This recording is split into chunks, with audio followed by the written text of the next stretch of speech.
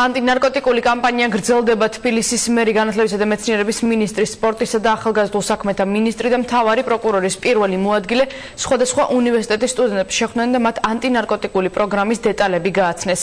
ახალგაზრდებთან ერთად მასწავლებლის სახლში გამართულ შეხვედრას ნარკოდამოკიდებული ადამიანების ოჯახის წევრებიც დაესწრნენ. ანტინარკოტიკული კამპანია იმისთვის, რომ ნარკომომხმარებლები ცხოვრების ნორმალურ რიტმს დაუბრუნდნენ.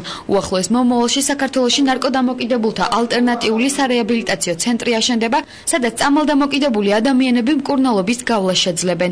იმისთვის, რომ კამპანიის შესახებ ყველამ გაიგოს, თბილისის მერი ნარკომომხმარებელთა ოჯახებს და სტუდენტებს შეხვდა და პროექტის შესახებ მათ დეტალური ინფორმაცია მიაწოდა. ინტერაქტიულ შეხვედრაზე გიგი უგულავამ ახალგაზრდების კითხვებსაც უპასუხა. არ არის სამკურნალო დაწესებული.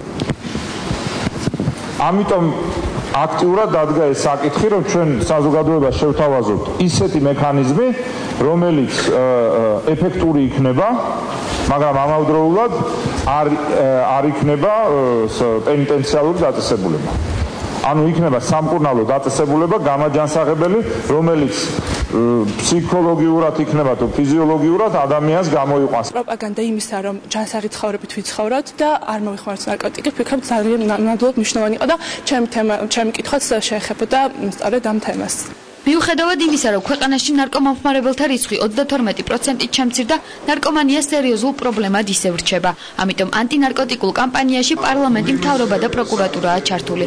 უწყებებმა სხვადასხვა სახის ანტინარკოტიკული პროგრამები შეიმუშავეს და სანქციებიც დააწესეს. კამპანიის მიზანი ერთია ნარკოდამოკიდებულების რეაბილიტაცია და მათი საზოგადოებაში ინტეგრაცია. მიღებულია კონკრეტული გადაწყვეტილებები, რომ დააფინანსდეს რეაბილიტაციის ცენტრის შენებლობას, საწყის ეტაპს საკუთარ თავზე იღებს თბილისის მერია.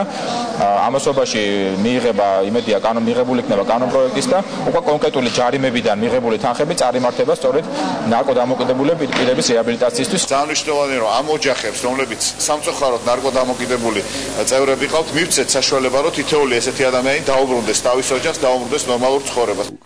დანაშაულის ჩადენის მაღალი რისკის ქვეშ მყოფ მოზარდებთან სამუშაოებს ახალგაზრდული მუშაკები შეასრულებენ. ახალი კონცეფცია არასრულ წლოვნებში დანაშაულის ჩადენის ალბათობას შეამცირებს.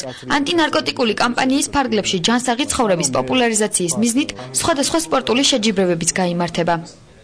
არის მნიშვნელოვანი, რომ საზოგადოება ყველა სამართლში ადვილად ხელისუფლებამ ჩაერთოს ამ კამპანიაში და გავაკეთოთ ყველაფერი ისეთის, რომ ის ძველი არ დაბრუნდეს და არ მოცეთ ნარკომანიას რეციდივის.